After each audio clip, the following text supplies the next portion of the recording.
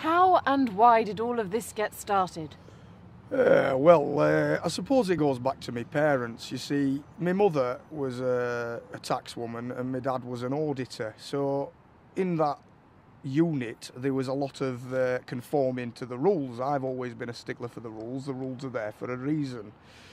And you know what it's like. You move out, your wife leaves you, you're on your own, you've got a lot of spare time, you spend a lot of time at the window, and then you'll see something, won't you? And you think, well, that's not right, why is that happening?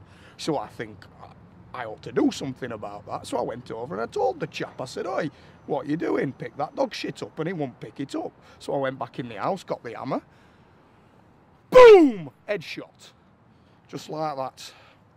And the rest is history. Now, you see, this hammer here is my particular favourite hammer.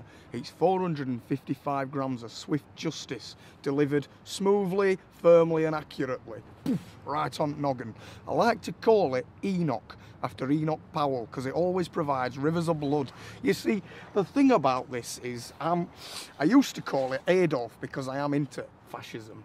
I mean, I'd say I'm quite conservative in my political outlook, somewhat leaning toward fascism, although I won't go as far as foreign affairs policy that they've got, you know, but they were sticklers for the rules, and you can appreciate that where I'm coming from. The outfit you choose to wear when you're active, your costume, if I may? No, love, you may not, because this is not a costume so much as it is a tactical uniform. You see, I've got my belt here with all my supplies, I've got my mace, I've got my barbed wire in a box around the back. I've got some pins and drawing pins and tacks because they go right under fingernails.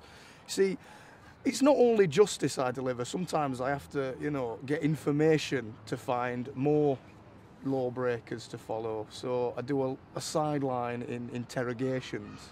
Torture?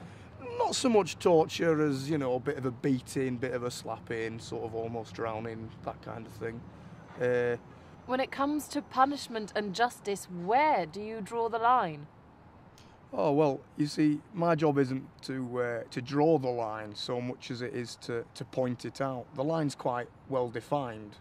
I just have to show people where it is with an hammer. Well, thank you very much for taking the time to talk to me, and good luck.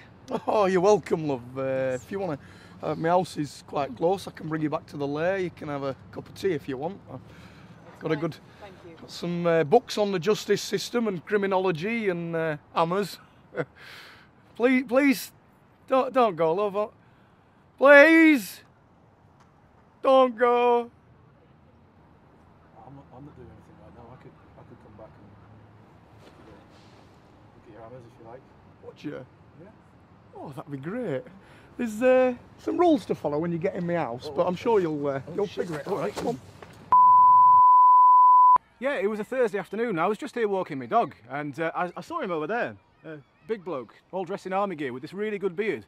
He had all these kids, right, and he was forcing them up 2x2, up them little steps there. He had this really bloody big cattle prod thing. It was amazing, right? Any of the little kids made a run for it. He was like, back at legs, and down they went. Brilliant. Like a puppet. Someone had cut the strings, and it went... But anyway, once he got the kids in there, right, what he did was he dug a little trench. I think the council have filled it back in now because it looked bloody awful. He filled this trench, right, and then he filled it full of water, right, and he just started pouring in all these like terrapins and piranhas, and he got a shark from somewhere. I don't know where. He brought it out the back of a Nissan Micra, just slung it over his shoulders and just threw the bloody thing in there. This little 5-year-old, right, went down the slide, got a little bit confused, just plopped into the moat, right, and the shark had its legs clean off. Have you seen that film, Ghost Shark? Sharktopus, he was like that, but, you know, real and a bit tragic. I put it on Vine. It got you know, shared 2,000 times, so I'm famous now. Brilliant. Yeah, good.